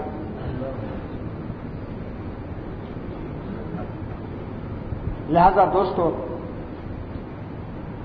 جو آیتیں میں نے تلاوت کی تھی اس کا ترجمہ کرتا ہوں. اللہ تعالیٰ فرماتے ہیں کہ میرا نام لو وذکر اسم ربک, مگر میں تمہارا رب ہوں. محبت سے نام لینا. اپنے ماں باپ کو پالنے کی وجہ سے تم محبت سے نام لیتے ہو, اصلی تو پالنے والا میں ہوں. اگر ماں باپ کو میں روٹی نہ دوں تو تم کو کاٹ کے کھا جائیں. کلکتے میں جب قحط پڑا تھا تو بچوں کو کاٹ کر ماں باپ کھا گئے. لہذا اللہ تعالیٰ فرمایا میرا نام لینا مگر گھسا نہ لینا. بس اسم ربک, اپنے پالنے والے کا نام لو. حکیم الامت فرماتے ہیں مولانا اشرف علی صاحب تھانوی رحمۃ اللہ علیہ کہ رب کا لفظ نازل فرما کر اللہ نے اپنے ذکر کو عاشقانہ ذکر سے تبدیل فرما دیا کہ ہمارا نام لینا مگر مست ہو کر نام لینا، اپنے رب العالمین پالنے والے کا تصور کرنا کہ وہ اللہ کا نام لے رہا ہوں جو میرا پالنے والا ہے، جس نے سورج اور چاند بنائے، غلہ پکایا کھیتوں میں تب غلہ ملتا ہے، نوٹوں سے نہیں ملتا۔ غلہ نہ ہو تو بازار میں نوٹ کیا کرے گی چلیے، نوٹ کیا کرے گی چلیے اگر غلہ خدا نہ پیدا کرے۔ وہ تبدل نہیں تبدیلا، اور خدا کی طرف بالکل رجوع ہو جاؤ، غیر اللہ سے کٹ کر اللہ سے جڑ جاؤ دل کے اعتبار سے، جسم رہے شہر میں کاروبار میں مگر دل یار میں رہے۔ دل تبتل کہتے ہیں کہ غیر علاقے خدا بندی کو اپنے اوپر غالب کر لو، غیر اللہ کے تعلق کو مغلوب کر لو۔ جس دن خدا کا تعلق ہم پر غالب ہوا سمجھ لو سارے زمانے پر ہم غالب ہو جائیں گے۔ جگر مراد آبادی آل انڈیا شاعر کہتا ہے، صاحب نسبت بزرگ ہو کر دنیا سے گیا، حکیم الامت کے ہاتھوں پر بیت توبہ کی، داڑھی بھی بڑھائی، شراب چھوڑا، اور جب داڑھی ایک مٹھی رکھ لی تب اس ظالم نے کیا پیارا شعر کہا، چلو دیکھائیں تماشا جگر کا۔ جب جگر صاحب نے داڑھی رکھی تو اس ظالم نے کتنا پیارا شعر کہا، چلو دیکھائیں تماشا جگر کا، سنا ہے وہ کافر مسلمان ہوگا۔ آپ بتاؤ، چلو دیکھائیں تماشا جگر کا، سنا ہے وہ کافر مسلمان ہوگا۔ تو جگر صاحب فرماتے ہیں، میرا کمال عشق بس اتنا ہے اے جگر، میرا کمال عشق بس اتنا ہے اے جگر، وہ مجھ پہ چھا گئے میں زمانے پہ چھا گیا۔ یہ کیا چھانا ہے کہ ایک ہی مرنے والوں کو دیکھا، کسی لڑکے کو لڑکی ایسی شکل دیکھو، جس وقت کوئی بدنظری کرتا ہے اس کی شکل دیکھو، شیطان کی سی معلوم ہوتی ہے، لعنتیں برستی۔ حدیث میں ہے کہ لعنت برساتا ہے اللہ جو بدنظری میں مبتلا ہوتا ہے۔ آپ اگر اس کی شکل کو دیکھیں گے تو اس قدر بے وقوف و الو معلوم ہوگا کہ انٹرنیشنل بین الاقوامی الو جس نے نہ دیکھا ہو اس کو دیکھو جب کوئی کسی عورت کی طرف دیکھتا ہے یا لڑکے کی طرف، لعنت برستی۔ جس چہرے پر خدا کی لعنت برسے گی اس کے چہرے پر کوئی چمک دمک رہے گی؟ وذکر اسم ربک وتبتل الیہ تبتیلا کا تفسیر سمجھ لیا کہ اللہ کا نام عاشقانہ لو۔ بتاؤ رب کا کیا نام ہے؟ اللہ۔ تو جو لوگ جو خوش قسم کے ظاہری علم رکھنے والے کہتے ہیں کہاں اس کا ثبوت ہے صاحب، اللہ کا تو کہیں ثبوت نہیں۔ ارے تفسیر مظہری میں علامہ قاضی ثناء اللہ پانی پتی رحمۃ اللہ علیہ اپنے وقت کا امام بیہقی تفسیر مظہری میں عربی زبان میں لکھتے ہیں کہ اسی آیت سے ثابت ہوتا ہے اللہ کرنا۔ بتاؤ رب کا نام کیا ہے؟ اللہ ہے یعنی وذکر اسم ربک سے اللہ کا نام ثابت ہو گیا، ذکر اسم ذات کا ثبوت اس سے مل گیا۔ وتبتل الیہ تبتیلا، اور اللہ کی طرف اللہ کے تعلق کو اپنے اوپر غالب کر لو تاکہ زمانہ تم کو اپنے معاشرے میں تم کو مغلوب نہ کرے۔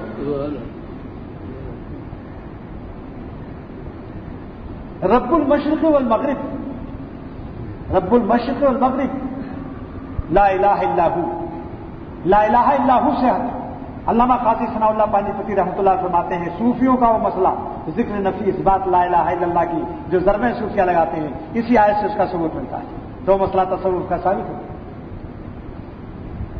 فتخذوا وکیلا، اس خدا کو اپنا وکیل بنا لو، کارساز بنا لو، بھروسہ کرو اللہ پر۔ یہ علاج ہے وسوسے کا۔ جب تسبیح لی، ابھی تسبیح نہیں لی، جیسے کہ وضو کر کے جب چلتے ہیں کسی کو خارش نہیں ہوتی، لیکن جہاں اللہ اکبر کہا اب کان میں بھی خارش، کان مل رہے ہیں، ٹوپی بھی وہیں ٹھیک کر رہے ہیں، اور ناک سے ناک نکال کر دیکھتے بھی ہیں، یہ حالت نماز میں۔ آپ بتاؤ خشوع ہے یہ؟ نماز کی خشوع کی تعریف عبداللہ ابن عباس رضی اللہ تعالیٰ عنہ صحابی فرماتے ہیں کہ خشوع کی تعریف یہ ہے کہ دل میں خدا کا خوف ہو اور جسم ساکن ہو۔ خائفونا ساکنونا، یہ ہے خاشعونا کی تعریف، تفسیر روح المانی دیکھیں۔ اسی لیے آج امت فلاح نہیں پا رہی ہے کہ نیت باندھنے سے پہلے کوئی حرکت نہیں، نیت باندھتے ہی جہاں اللہ اکبر کہا آپ کان مل رہے ہیں، اس کان کو مل رہے ہیں، داڑھی بھی ٹھیک کر رہے ہیں، اس نماز کی حالت میں بتاؤ یہ خشوع ہے؟ خائفونا اور ساکنونا کے خلاف ہے یعنی کوئی حرکت جائز نہیں۔ میں آپ کو عرض کر رہا ہوں مسئلے کی بات، اللہ اکبر کے بعد اب کوئی حرکت جائز نہیں، الا مچھر کاٹ رہا ہو، مگر اس کو بھی برداشت کر لیں تو اعلیٰ درجہ۔ مچھر کتنا خون پیے گا آپ کا؟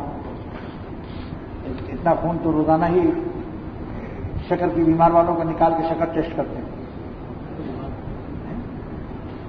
حقوق العباد نہیں ہے، حقوق مخلوق ادا کر لیجیے۔ خیر، تو اللہ تعالیٰ نے فرمایا کہ جب تم تسبیح اٹھاتے ہو تو تمہیں وسوسہ آتا ہے کہ گھر میں آٹا نہیں. اب ہمارے نام لینے میں شیطان اسی وقت یاد دلائے گا کہ ارے آج تو گھر میں انڈا بھی نہیں ہے, مکھن بھی نہیں, ناشتہ کیسے ہوگا, آٹا بھی نہیں ہے. ارے جب تک ذکر کرنا ہے ذکر کر لو, اس کے بعد آٹا لانے کا بہت ٹائم ملے گا. اللہ تعالیٰ فرماتے ہیں کہ جب جو اللہ رب المشرق ہے, یعنی سورج پیدا کر کے سورج نکال کر دن پیدا کر سکتا ہے, وہ تمہارے دن کے آٹا دال کی فکر کا انتظام نہیں کر سکتا؟ کیا انداز خطابت ہے, کیا انداز بیاں ہے میرے مالک پالنے والے کا. رب المشرق فرما رہے ہیں کہ اگر دن کا وسوسہ آئے دن کے کاموں کا, تو جب تک ذکر کرو دل کو خالی رکھو, دل کو خالی کر لو اس خیال سے ہے کہ جو دن پیدا کر سکتا ہے وہ ہمارے دن کے کاموں کا کفیل ہو سکتا ہے, ذمہ دار ہو سکتا ہے. اور اگر رات میں ذکر کرو تو فرماتے ہیں رب المغرب ہوں, میں سورج ڈباتا ہوں اور میں رات پیدا کرتا ہوں. جو رات پیدا کر سکتا ہے وہ تمہارے رات کے کاموں کا کفیل اور ذمہ دار ہو سکتا ہے. کیوں فکر کرتے ہو؟ فاتخذوہ وکیلا, اللہ پر بھروسہ کر کے ذکر کو یکسوئی کے ساتھ کرو. جب ذکر پورا ہو جائے تو آٹا بھی لاؤ, دال بھی لاؤ, منع نہیں کیا جاتا, مگر سارا ذکر آٹا دال کے حوالے مت کرو. حکیم الامت مولانا شفیع صاحب تشریف لے جا رہے ہیں خانقاہ تھانہ بھون سے گھر تک. مفتی اعظم پاکستان ساتھ میں ہیں. حضرت نے جیب میں ہاتھ ڈالا, کاغذ نکالا, پنسل نکالی, کچھ لکھا, پھر جیب میں داخل کر دیا اور ارشاد فرمایا, مولانا مفتی شفیع صاحب بتاؤ میں نے کیا کام کیا؟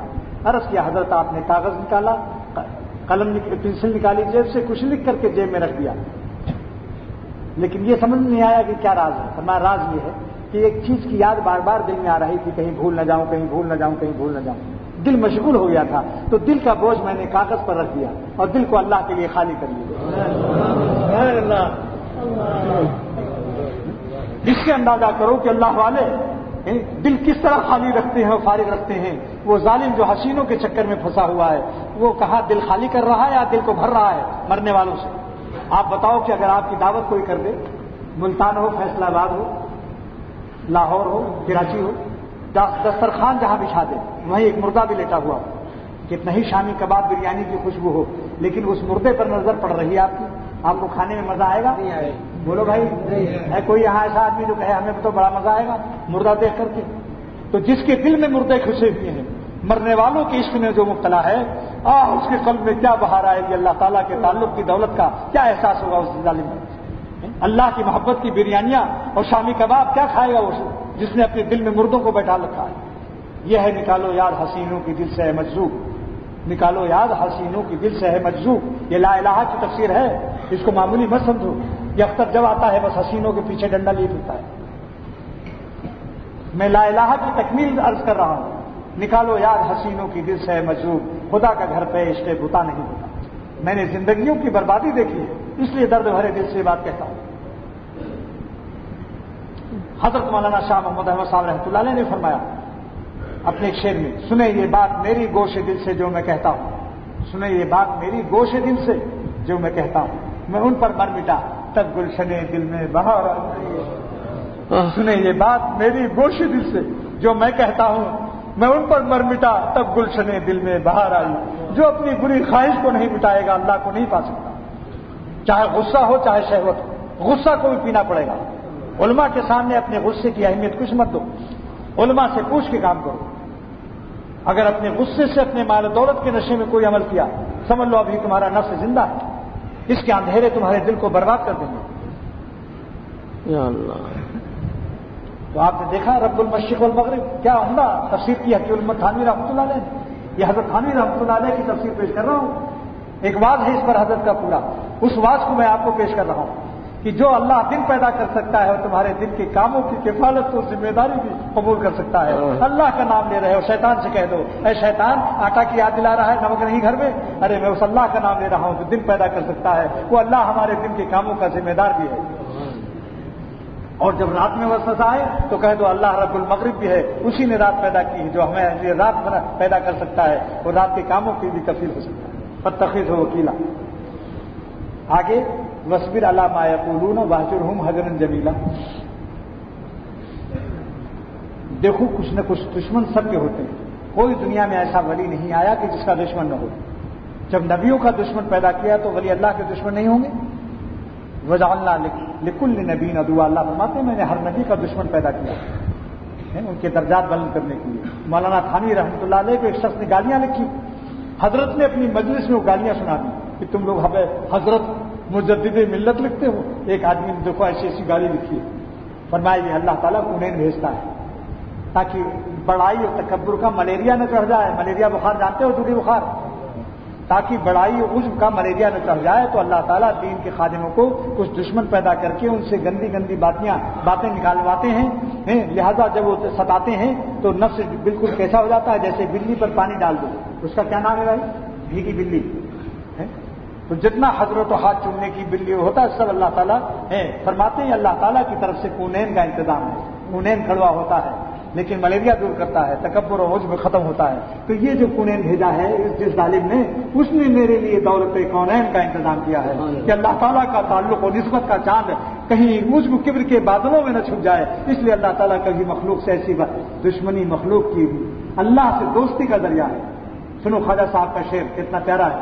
دشمنی خلق رحمت ہو گئی, بڑھ گیا ان سے تعلق اور بھی, بڑھ گیا ان سے تعلق اور بھی, دشمنی خلق رحمت ہو گئی. اور اگر اللہ کی یاد میں بیٹھ گئے تو یہ غم بھی دور ہو جائے گا انشاءاللہ. کیسے؟ فرماتے ہیں سوگ میں یہ کس کی سوگ میں یہ کس کی شرکت ہو گئی. سوگ مانے غم, سوگ میں یہ کس کی شرکت ہو گئی, بزم ماتم بزم عشرت ہو گئی. اللہ کا نام لینے فسبح بحمد ربک. اللہ تعالیٰ فرماتے ہیں نبی ہم جانتے ہیں لقد نعلم انک یضیق صدرک, کافروں کی بری باتوں سے آپ کا سینہ تنگ ہو رہا ہے, آپ گھٹ رہے ہیں, غم میں ہیں. آپ اس غم کی طرف توجہ نہ کیجیے. فسبح بحمد ربک, اپنے رب کا نام لیجیے, تسبیح پڑھیے, سبحان اللہ الحمدللہ کہیے. وکم من الساجدین, اور آپ سجدہ کرنے والوں میں ہو جائیں, یعنی بھاگ کر کے میرے پاؤں پر گر پڑیں, بس آپ کا سب غم دور ہو جائے گا. ساجدین فرمایا, نماز کا نام نہیں لیا, حالانکہ ساجدین کی یہاں پر جملہ مفسرین نے نماز کو دیا ہے, لیکن اللہ تعالیٰ نے مسلین کو چھوڑ کر ساجدین فرمایا کہ سجدے میں قرب زیادہ ہوتا ہے کہ جب کسی مصیبت میں انسان ہوتا ہے تو اپنے مالک کے پاؤں پر گرتا ہے. میں آپ کا مالک ہوں, اگر دشمن آپ کو ستاتے ہیں آپ ساجدے میں آ جائیے, یعنی نماز شروع کر دیجیے تو سجدہ تو اس میں ہی ہے. لیکن ساجدین فرما کر مزہ بڑھا دیا کہ میرے پاؤں پر گر پڑیے اور ہم آپ کا سب غم دور کرتے ہیں. لہذا غم کا بھی علاج یہی ہے, کوئی ستائے 2 رکعت اللہ سے پڑھو اور سجدے میں اللہ سے رو, اور انشاءاللہ سب غم بھی دور ہو جائے گا. تو یہ وصبر علی ما یقولون کا علاج بتایا. یہ سب تصوف کے مسائل ہے. اس پوری صورت کے اندر علامہ قاضی ثناء اللہ پانی پتی رحمۃ اللہ علیہ فرماتے ہیں کہ اللہ تعالیٰ نے اس ذات کا بھی سبق دیا, نفی اس بات لا الہ الا اللہ کا سبق دیا, توکل کا سبق دیا, تبتل کا سبق دیا, اور مخالفین کے قول پر صبر کرنے کا سبق دیا. وصبر علی ما یقولون واہجرہم ہجرا جمیلا, اور جمال کے ساتھ ان سے الگ ہو جاؤ. جو تمہیں ستائے ہے انتقام سے اگر الگ ہوئے اور گالیاں بک کر کے بھاگے تو یہ جدائی جمال والی نہیں کہی جائے گی. حجر جمیل, ہجران میں جمال کب آئے گا؟ جدائی جمال والی کب ہوگی؟ جس میں انتقام نہ ہو, شکایت نہ ہو, غیبت نہ ہو. لا شکوہ فیہ ولا انتقام, یہ ہے ہجران الجمیل کی تفسیر. واہجرہم ہجرا جمیلا, اے نبی صلی اللہ علیہ وسلم کافروں سے آپ الگ ہو جائیں جمال کے ساتھ. جمال کیسے آئے گا؟ نہ شکایت کرو, نہ انتقام کا ارادہ کرو کہ اس کو مار ڈالو. نہ شکایت نہ انتقام. اب سب میرا مضمون ختم ہو گیا. اب میں عرض کرتا ہوں. علامہ قاضی ثناء اللہ پانی پتی رحمۃ اللہ علیہ تفسیر مظہری میں فرماتے ہیں کہ تصوف کے 5 مسئلے اس صورت میں سورہ مزمل شریف میں بیان کیے گئے.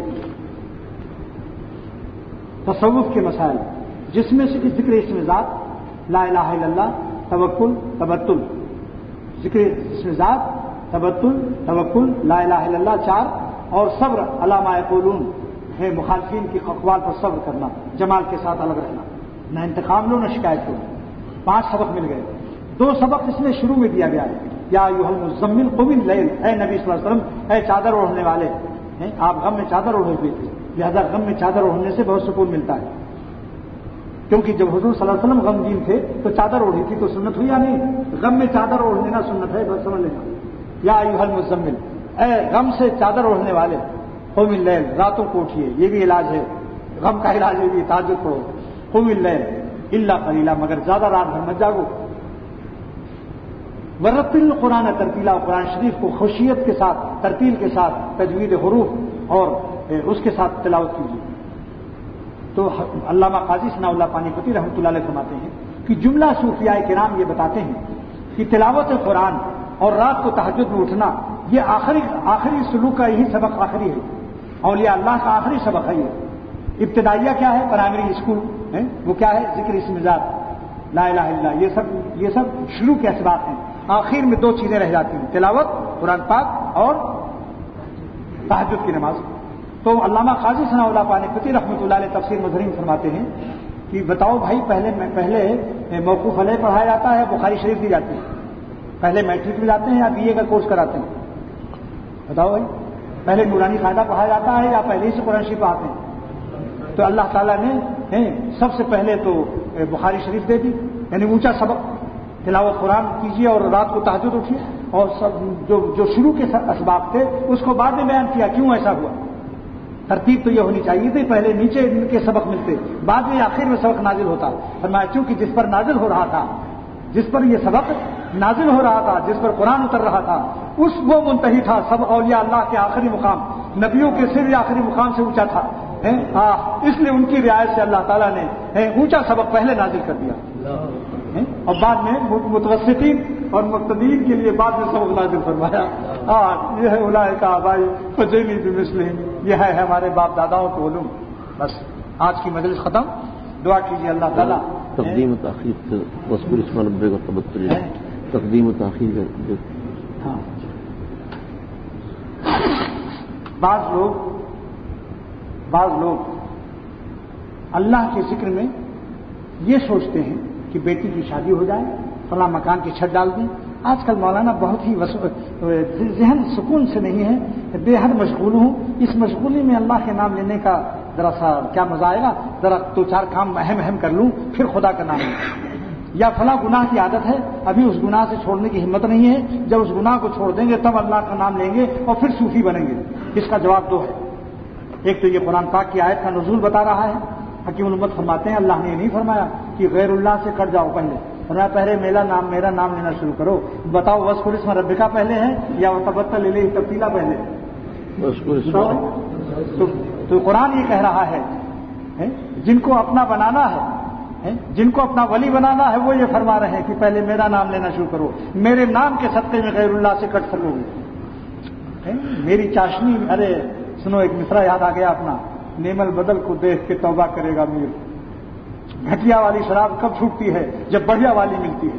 تو اللہ نے فرمایا یہ ان مردوں کے عشق سے نجات نہیں ملے گی جب تک میرا نام پہلے لو، جب بڑھیا والی پیو گے تو گھٹیا والی خود ہی چھوٹ جائے گی۔ اور تبتل الیہ تبتیلا، غیر اللہ سے کٹنا موقوف ہے ہمارے ذکر پر، جب تک ہمارے یاد نہیں کرو گے غیر اللہ سے نہیں کٹ سکو گے۔ میرا نام لیتے جاؤ، لا الہ سے غیر اللہ سے کٹتے جاؤ، الا اللہ سے ہم کو لیتے جاؤ، غیروں سے چھوٹتے جاؤ، مجھ سے قریب ہوتے جاؤ۔ اور دوسرا جواب معرومی نے دیا ہے، ایک آدمی کو غسل فرض تھا، ناپاک ہو گیا تھا، سیلاب زدہ ہو گیا تھا۔ بھائی دیکھو سیلاب زدگان کی توہین نہیں کر رہا ہوں، اس پر غسل فرض ہو گیا، دریا کے کنارے کھڑا ہوا ہے، کہہ رہا ہے دریا میں ناپاک ہوں لیکن میں تیرے اندر کیسے آؤں، مجھے شرم آتی ہے، تیرا پانی اتنا مقدس اتنا پاک، میں آؤں گا تو میرے شرم تیری توہین ہو جائے گی۔ دریا نے ہنس کر کہا ہے بے وقوف، انٹرنیشنل نادان، بین الاقوامی بدھو، قیامت تک ایسی ناپاک کھڑا رہے گا؟ ارے اسی حالت میں کود پڑ، تیرے جیسے ہزاروں پاک ہو رہے ہیں اور میرا پانی ہمیشہ پاک رہتا ہے۔ لہذا جس گناہ میں بھی رہو فوراً بزرگوں کا دامن پکڑو، جلدی سے اللہ کا نام لینا شروع کرو، اللہ کے دریائے قرب میں داخل ہو جاؤ، سب خود بخود پاک بھی ہو جاؤ گے اور اللہ کا دریا ہمیشہ پاک رہے گا۔ اللہ پاک خود فرماتے ہیں کہ جب بندے مجھے کہتے ہیں سبحان اللہ اللہ پاک ہے، اے ظالموں تمہارے پاکی سے میں پاک ہوتا ہوں، میں تو پاک ہی ہوں، لیکن جو میری پاکی بیان کرتا ہے اس کے صدقے میں وہ پاک ہو جاتا ہے۔ دعا کیجیے اللہ تعالیٰ اپنی رحمت سے ہمارے محبت کو، اپنی محبت کا ذرہ درد عطا فرمائے۔ اے خدا جو آپ نے ہمارے اسلاف کو، ہمارے بزرگوں کو جو آپ کے درد محبت بخشا تھا، اپنی رحمت سے ہم بے وطن ہیں، ہم آپ کے لیے اپنا گھر چھوڑ کر آئے ہیں، لاہور بے وطن ہیں اور دین سیکھنے والے بھی بے وطن ہیں، سنانے والا بھی بے وطن، سننے والے بھی، ہم پر رحم فرمائیے کہ ہم غریب الوطن آپ کے لیے اس سفر کو قبول فرمائیے اور ہم سب کو اپنی محبت کا وہ ذرہ درد کا عطا فرمائیے جو آپ اپنے دوستوں کو عطا کرتے ہیں. اگرچہ آپ کے نزدیک ہمارے سینے اس قابل نہیں ہیں مگر آپ کا ایک نام کریم ہے. محدثین نے لکھا ہے کریم کے معنی یہ ہیں وہ لائق جو نالائق پر بھی مہربانی کرتے ہیں. اے خدا آپ کریم ہیں, آپ وہ لائق ہیں ہمارے مالک مولا کہ ہم جیسے نالائقوں پر بھی مہربانی کرنے والے ہیں. لہذا اپنی رحمت سے ہم سب کو اللہ والی نسبت عطا فرما, اللہ والی زندگی نصیب فرما, نفس شیطان کی مردود اور لعنتی غلامی سے نجات عطا فرما, اور دنیا آخرت, دنیا بھی ہماری بنا دے آخرت بھی بنا دے. دونوں جہاں کے مالک آپ ہیں. کیا خواجہ صاحب کا شعر ہے, دونوں جہاں کا دکھڑا مجذوب رو چکا ہے, دونوں جہاں کا دکھڑا مجذوب رو چکا ہے, اب اس سے فضل کرنا اجازت ہے تیرا.